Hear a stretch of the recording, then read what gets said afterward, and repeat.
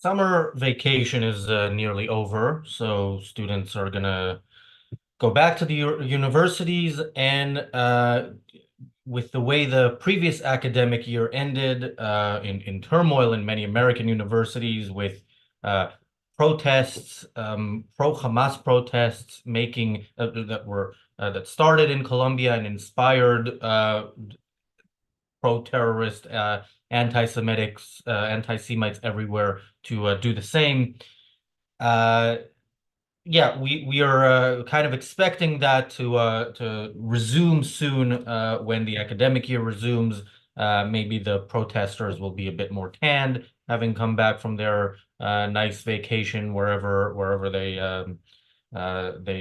went, which is good because Israel is a white people's country, and it's a race issue. Did you not know? So if they're a bit more tan, it makes it a bit more believable. So yeah, Colombia being the place where it started, being the place where it got really violent.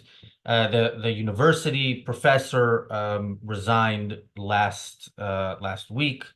Minouche Shafik was had to resign, which sparked celebrations by pro-Hamas people.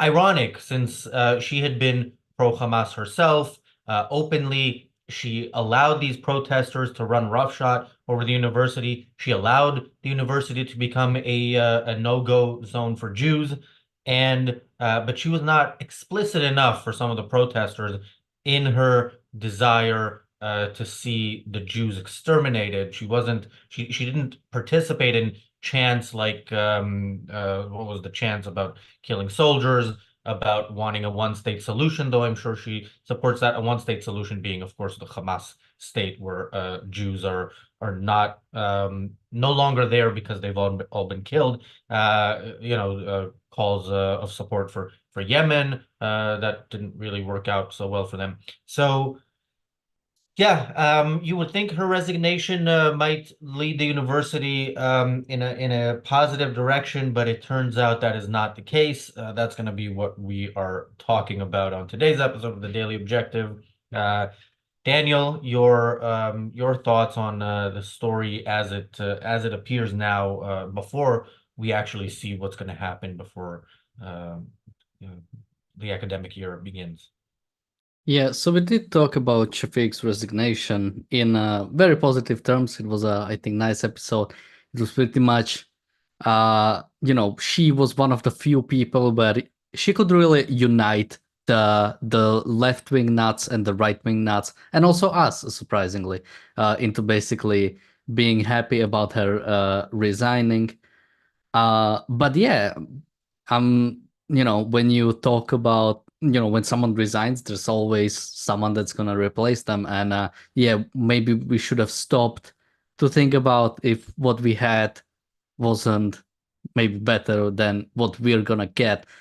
Because yeah, we'll go through basically the changes that are meant to realize and what's that gonna mean. And yeah, it doesn't look that bright so far. Just quickly, someone in the chat says Columbia University, not Columbia country. So that's Colombia.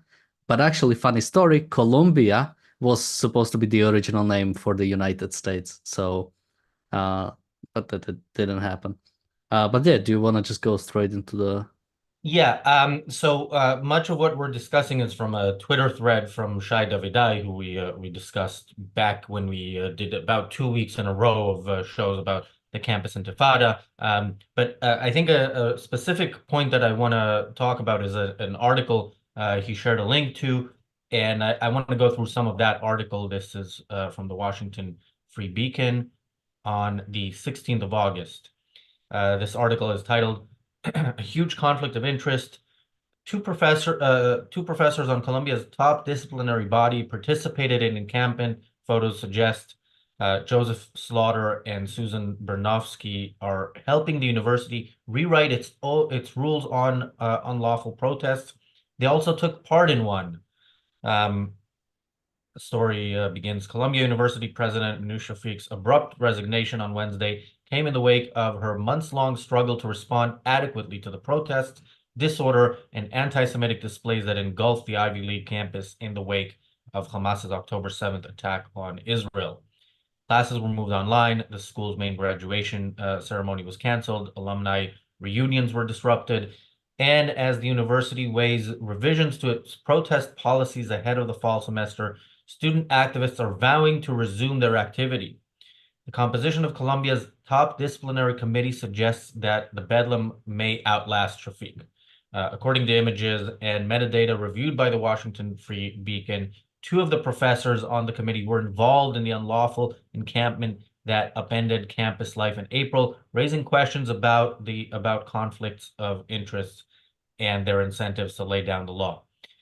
The professors, Joseph Slaughter and Susan Bernofsky, sit on the University Senate's Rules Committee, which helps set rules governing campus protests as well as the process for enforcing them. Both have publicly defended the students involved in the encampment, and in several previously unreported images appear to be participating in it themselves. Slaughter, a professor of English, was photographed conversing with protesters outside Butler University, the site of the encampment, while holding one of the neon vests worn by protest marshals. Metadata from the photos dated April 29th corroborate Slaughter's location. Photos also show Bernofsky, a professor of writing, standing guard along the perimeter of the encampment. She posted on X in April that Columbia was, quote, criminalizing political dissent. And when police broke up a similar encampment at the City University of New York, called for, quote, amnesty for all involved. So, yeah, they are letting basically, the criminals decide what the punishment for the crime should be. And I can only guess it's, well, she's already told us, it should be amnesty. Maybe it shouldn't be a crime at all to say, look, this is political dissent. We don't like that Jews are on campus. So we're just expressing our view and acting on it. Again, remember, there were acts, not just a peaceful protest.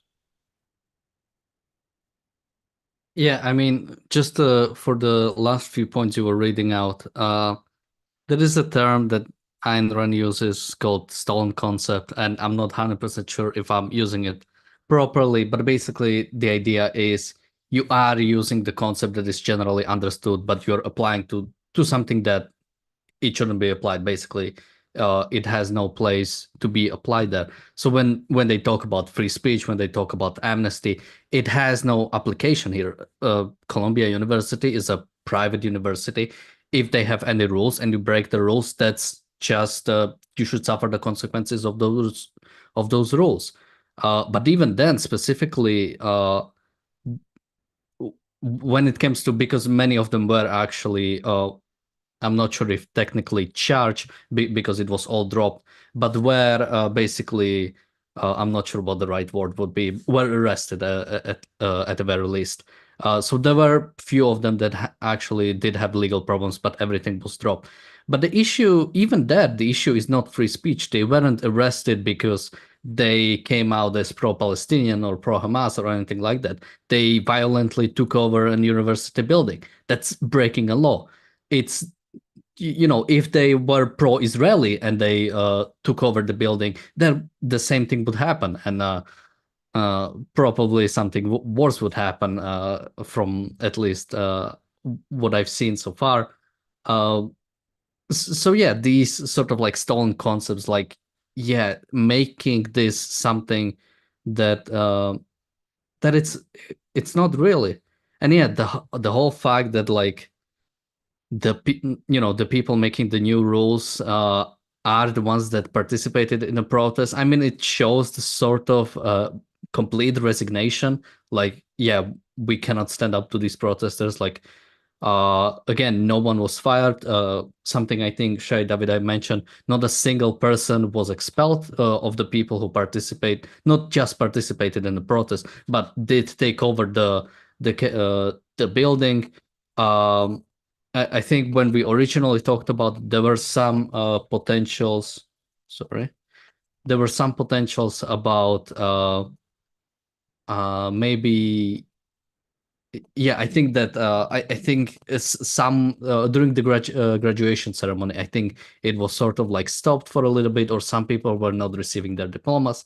It looked like something more is gonna happen, but it was probably just because there was a lot of pressure coming out from outside. But now that things have calmed down, yeah, it looks like a complete resignation. And yeah, the whole fact about, I think someone in the chat mentioned that if they say they're gonna protest as soon as they return to schools, doesn't they sort of like battle the idea of getting education? I mean, I assume kind of like protesting or having a lot of opinions is kind of the thing you do at the university. I think it's something that you should probably expect, and there's nothing necessarily wrong about it.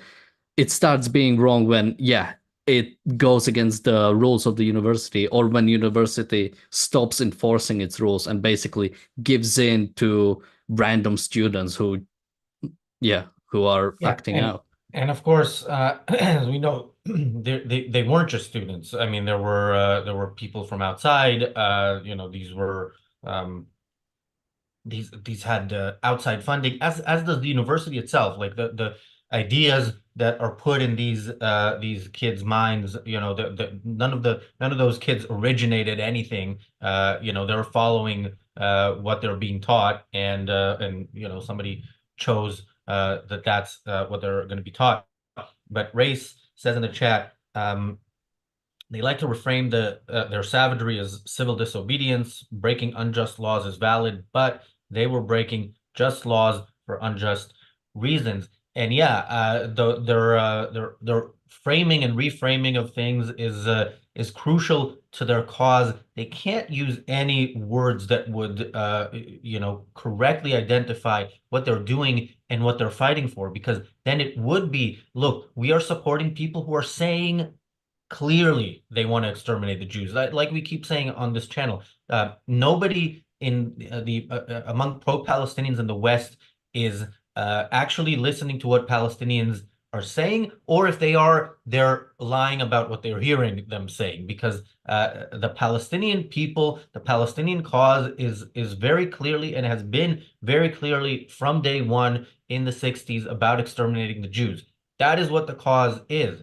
And we did hear some people in Colombia talk about, as I mentioned, one state, and I see in one of the, actually in a couple of the pictures in this article, there's, this sign that says this is a liberated zone. Of course, it's an area that they took over by force and will not let campus life continue until what? I don't know. Well, apparently until summer. It's time for summer break and time to go to the beach, but then they'll come back, and they'll continue until presumably they get rid of the Jews. Now, I want to read some more of this article because it gets even more interesting. So the article continues. After Free Beacon editor-in-chief Eliana Johnson broke the news that Shafiq was resigning before it had been officially announced, Bernovsky also wondered aloud how, quote, the editor-in-chief of a garbage right-wing online-only rag got to break the news on the story. By the way, that the insults in there. The fact that it's online only is apparently now also an insult. But anyway, we'll skip that part. It continues. Same rag that got 3 Columbia deans fired this summer, she posted, referring to the administrators who resigned last week over their vitriolic messages about Jewish panelists. And back to a quote, who is their mole? Again, all of this is interesting because those deans, resigned because they were caught being anti-Semitic. Like, people saw messages on their phone, so that's why they resigned. Who is the mole? I don't know. In this case, it was whoever sat behind the person who had his phone on these messages and was participating. It's interesting that there's nothing that the pro-Hamas side won't excuse for on their side. The fact that this is even an issue means to her that the issue with the resignation of the deans is that it was it was a story. It got out. Says that the content doesn't matter. Anti-Semitism is perfectly fine. We just need to do it, in ways that it makes it more difficult for people to call us out on it. And also when we do it, when we think we're doing it behind closed doors or in private messages, make sure it doesn't get out. So yeah, I found that particularly interesting thing to complain about. Yeah, I mean, there is something I see, and it's yeah, it really is terrible to see. I especially see it. Usually, you see it with politicians when they are caught for something, or someone in a sense that they like are caught for something, and instead of taking the saying, yeah, they shouldn't say that, or denouncing them or standing behind it, they instead attack the source. They attack the media. That's something I've seen a lot. That the whole, basically, we shouldn't trust any media, or in this case, the right wing media, as again, just you know, blanketly just denouncing all of right-wing media, or basically just saying that it's right-wing media, and what you should take away from it is that you shouldn't trust it. Instead of taking responsibility, looking at what's going on, like the fact that people are not alarmed with the amount of anti-Semitism there seems to be at Colombia's faculty is really disturbing. I mean, as we so we're going to talk a little bit more about these two people who are going to help write the new laws for protest, oh, not laws, but like guidelines for protesting. But something that Shai Davidai mentioned or retweeted was that there was a Columbia professor, I think name was Professor Anthony Zankas, who has just blatantly lied, has shared a tweet. Basically, we talked about the school bombing that Israel has made, and apparently he has new numbers now. It's over 100 people, at least that's what he said. So I don't know where he gets his numbers from. But he talked about that Israel has used this special missiles that deploy six sharp blades that are just meant to, basically make the Palestinians suffer as much as possible, and that was quickly debunked. But again, sharing that, not fact checking, not actually checking in, and again, it is against the Israelis, and the fact that the faculty or someone in position of power can like do this and not suffer any consequence, or not be, I mean, forced to resign. I mean, or something. There's nothing. They are just allowed to stay there. That should not be acceptable. And while I don't have any hopes for whatever faculty is at Columbia, or whoever the leadership, whoever the president will become, or whatever the leadership will be. What I hope for is the people who fund Columbia, the private donations. I mean, many of them have stopped, but I hope it won't be like with UNRWA that after some time passed, we we don't have anything better, so we just continue doing it. I think people will really take it to the heart, like, where is your money coming from? Like, there is a certain understanding, it's your alma mater. But again, you should really look at where your money is going and what is it funding. Yeah, I don't really have a concern that that money will come back. Certainly not as quickly as the UNRWA money, which was the funding was stopped over headlines and was resumed over other headlines. Yeah, the people who have the kind of money that they can donate significant amounts to universities are usually more um, careful with how they spend their money than when politicians spend money that they did nothing to get their hands on. except bullshit some people into voting for them. Thank you, Bonnie, for the super chat. Oh, and another point on that, it doesn't matter. The universities have enough money that they will survive uh, forever. They're not gonna be in any financial difficulties, unfortunately, even if everybody stops giving them money. Um, I want to quickly address, I see there's some conversation about Chomsky. I didn't read much of it, but I want to address one point. So Best Monster says that Chomsky suffers from Westernophobia. I don't like that term because, first of all, a phobia is an irrational fear. I think he's motivated from a real hatred, an ideological hatred, as Ayn Rand put it, he hates the good for being the good. And I I think that I like to call it the blame America first crowd.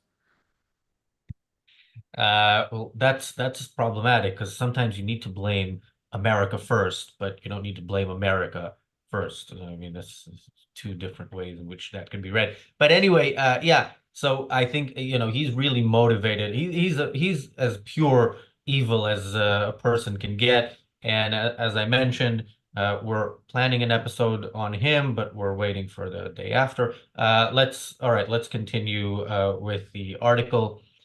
Um, so the professor's presence at the protest underscored Shafiq's struggle to keep her own faculty members on side. They too were violating university policies and emboldening students to do so.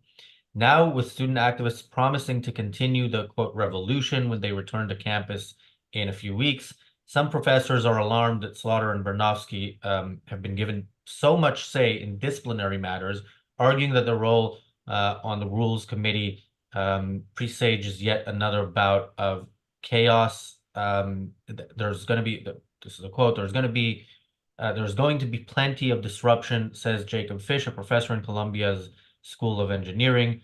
Slaughter and Bernovsky, he added, should not be giving, quote, any kind of advice to the administration.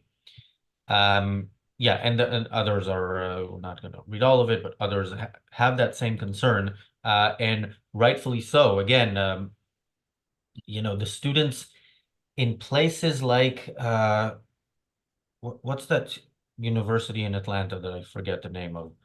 Emory University. They were crushed, and I think that was pretty much it. We saw some of what went on in UT Austin, and yeah, they were crushed, and that was it. In Colombia, the president was on their side ideologically and basically allowed it to happen on purpose, and then kind of did her job to a certain degree at the end, and was maybe became unpopular over that. Of course, unpopular on all sides of this issue.